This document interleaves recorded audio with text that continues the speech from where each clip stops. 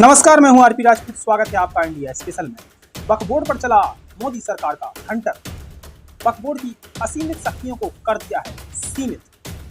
दोस्तों, आपको बताते चलें कि वक्फ बोर्ड के पास कांग्रेस के शासनकाल में ऐसी ऐसी शक्तियां प्राप्त थी जिसके बाद वक्फ बोर्ड किसी भी संपत्ति को अपना बना सकता था, दावा ठोक सकता था। तमिलनाडु के एक हिंदू बहुल गाँव पर वक्फ बोर्ड ने दावा ठोक दिया था कि यह संपत्ति हमारी है।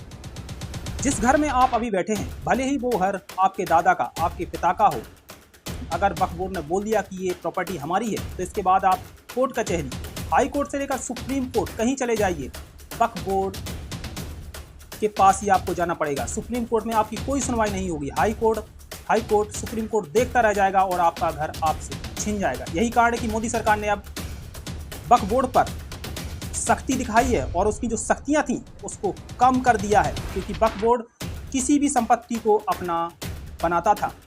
सेना और रेलवे के अलावा तीसरी सबसे ज़्यादा प्रॉपर्टी वक्फ बोर्ड के पास ही थी और पिछले 13 सालों में दुगनी से ज़्यादा वक्फ बोर्ड के पास प्रॉपर्टी संपत्ति हो गई है।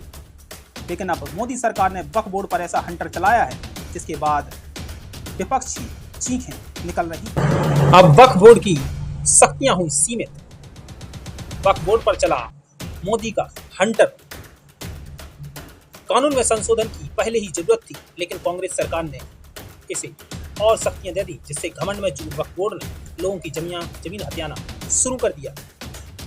वक्फ बोर्ड की संपत्ति संचालन करने के लिए वक्फ बोर्ड बने हुए हैं और देश भर में करीब 30 से ज्यादा स्थापित संगठन है जो उस राज्य या केंद्र शासित प्रदेश में वक्फ संपत्तियों का प्रबंधन करते हैं। सभी वक्फ बोर्ड वक्फ अधिनियम साल 1995 के तहत काम करते हैं और आज केंद्रीय अल्पसंख्यक मामलों के मंत्री किरण रिजिजू ने 8 अगस्त यानी आज लोकसभा में वक्फ संशोधन विधेयक पेश कर दिया है। संसद में आज वक्फ संशोधन विधेयक पेश हुआ। कांग्रेस से लेकर समाजवादी पार्टी और कई विपक्षी दलों ने खूब चीख पुकार मचाई। वहीं सरकार का कहना है कि इस विधेयक से वक्फ बोर्ड को मिली असीमित शक्तियों पर अंकुश लगाने लगेगा और बेहतर और पारदर्शी तरीके से प्रबंधन किया जाएगा। सरकार ने इसे संयुक्त संसदीय समिति यानी जेपीसी के पास भेजने की सिफारिश की है। अब आपको बताते हैं कि सरकार ने वक्फ बोर्ड के ऊपर हंटर क्यों चलाया है।